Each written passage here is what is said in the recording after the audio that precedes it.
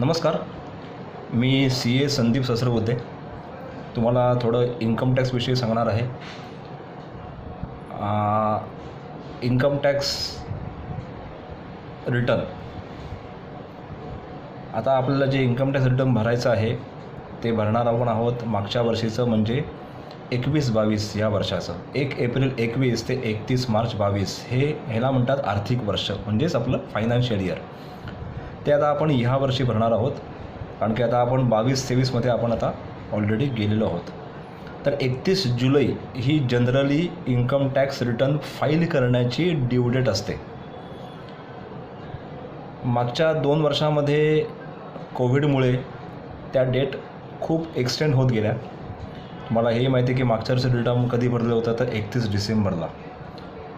पण ह्या वर्षी सगळी परिस्थिती परत सुरळीत झाल्यामुळे 31 जुलै हीच डेट बहुधा असेल, त्याच्यामध्ये काही चेंज होणार नाही असं मला तरी वाटत नाही.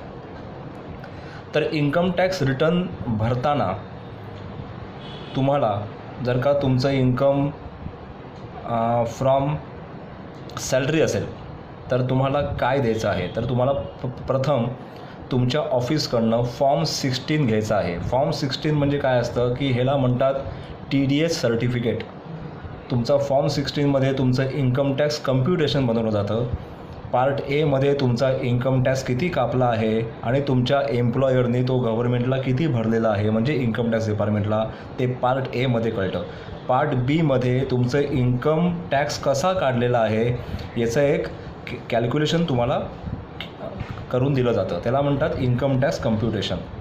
तर हा फॉर्म 16 तुम्हाला तुमच्या ऑफिसकडनं मिळणार आहे. तो साधारणपणे तुम्हाला मे एंड किंवा जून फर्स्ट वीकला मिळेल.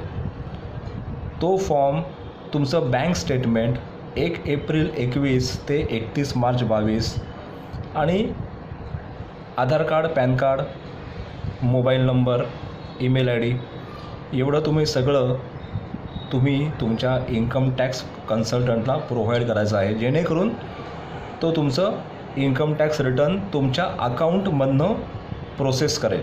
आता अकाउंट म्हणजे काय? आता income tax portal, income tax filing अशी एक साईट आहे.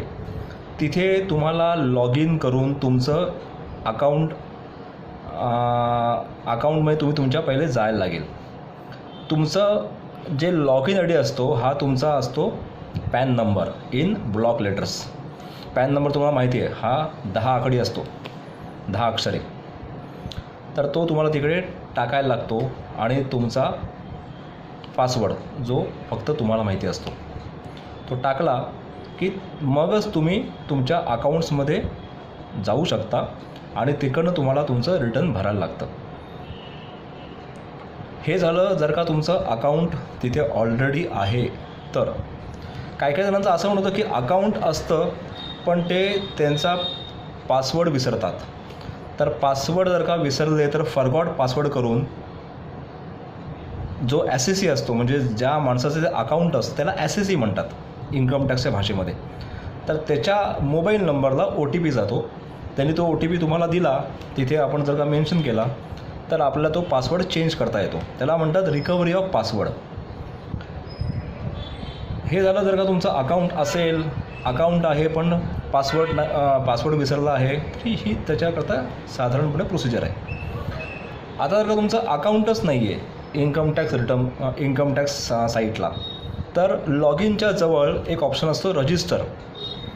तिथे रजिस्टरला क्लिक करून तुम्ही तुमचा जो काही पॅन नंबर आहे तो तिथे मेन्शन करायचा. मग इन्कम टॅक्स डिपार्टमेंट तो पॅन नंबर व्हेरीफाय करते, हा पॅन नंबर खरंच व्हॅलिड आहे का. एकदा का तो व्हॅलिड झाला की तिथे एक अशी ग्रीन टिक येते की तुमचा नंबर व्हॅलिड आहे. Then you go further. There are 3 steps. Step 1, step 2, step 3. तर स्टेप 1मध्ये हे सगळं होतं. स्टेप 2मध्ये तुम्हाला आधार कार्डचा जो ॲड्रेस आहे तो तिथे मेन्शन करायला लागतो, मोबाईल नंबर टाकायला लागतो जो आधार कार्डशी लिंक आहे, आणि ईमेल ID एवढंच तुम्हाला तिकडे मेन्शन करायला लागतं. आता आधार कार्डवरचा जो नंबर असतो तो काही जणांचा नसतो, हयात नसतो, गेलेला असतो. तर मग त्यांना सांगा दुसरा नंबर द्या. तो दुसरा मग तिथे आपल्याला टाकायला लागतो. आणि ईमेल ID कारण की काय हे दोन्ही का लागतं, कारण की दोन्हीला म्हणजे ईमेल आय डीला आणि आधार कार्डच्याशी जो लिंक मोबाईल नंबर आहे त्याला ओ टी पी जातो. दोन्ही ओ टी पी वेगळे असतात, 6 आकडी ओ टी पी असतात, ऑल आर न्यूमरिकल नंबर्स. तर ते ओ टी पी मेन्शन करायला लागतात. म्हणून ते याच्या पुढची स्टेप तीच असते, ओ टी पी टाकला की मग ते सक्सेसफुली व्हेरीफाईड होतं आणि तुमचं अकाउंट तिकडे क्रिएट होतं इन्कम टॅक्स रिटर्नच्या पोर्टलला. इन्कम टॅक्स ई फायलिंग ही साईट आहे.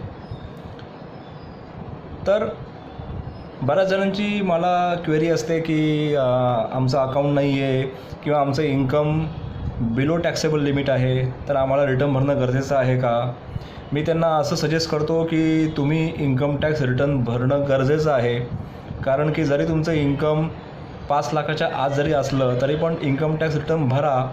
कारण की तुम्हाला त्याचा उपयोग कुठे पुढे होऊ शकतो भविष्यामध्ये. मेनली लोन पर्पज करता. तुम्ही जर का बँकेकडे गेला तर बँक सर्वात पहिलं जे तुमच्याकडे डॉक्युमेंट मागते ते मागच्या 3 वर्षाचे इन्कम टॅक्स रिटर्न. कारण की रिटर्नमुळे त्यांना कळतं की तुमचं इन्कम किती आहे. म्हणून इन्कम टॅक्स रिटर्न हे भरणं खूप गरजेचं आहे. तर ही थोडक्यात तुम्हाला ही माहिती मिळावी म्हणून मी तुम्हाला ही आज सांगितली. तुम्हाला जर का माझ्याशी कॉन्टॅक्ट करायचा असेल, माझ्याकडनं तुम्हाला अजून काही उत्तरं हवी असतील, तुम्हाला काही गायडन्स हवा असेल तर तुम्ही मला जरूर कॉन्टॅक्ट करा. माझा मोबाईल नंबर आहे 9819229889. माझा ईमेल आय डी आहे sandeep0701@gmail.com. धन्यवाद.